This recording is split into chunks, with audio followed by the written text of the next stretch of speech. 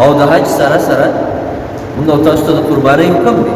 الله قرآن کې فرمایلی فصل لربک وانحر، د خپل رب لپاره لمونځ ادا کا او قرباني وکړه. والله فرمایلی ولكل امة جعلنا منسكا ليذكروا اسم الله على ما رزقهم من بهيمة الانعام.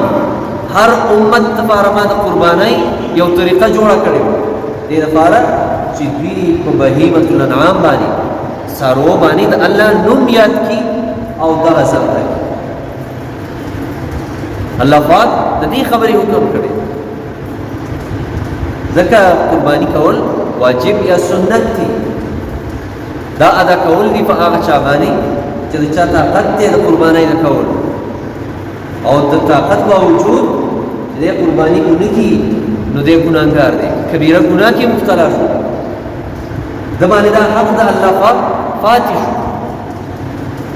او قربانۍ کې تاسو ته ما ویلي اخلاص ضروري دی، للهیت ضروري دی، ځکه الله دا موږ او تاسو ته فرمایلي چې لن ینال الله لحومها ولا دماؤها ولکن یناله التقوى. الله ته چرم ستاسو غوښې او ستاسو وینې نه دي پکار، الله ته ستاسو تقوا او ستاسو نیت پکار دی. ستا نیت قربانۍ کې څه دی؟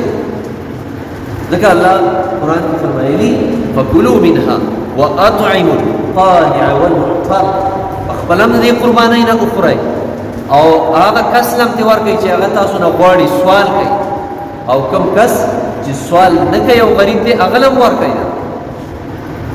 دا حکم دی، ځکه د قربانۍ غوښه مستحب طریقه ده چې دا درې تقسیمه شي، ځان دپاره، خپل اولاد دپاره او د مسکینانو دپاره او د خپلوانو دپاره.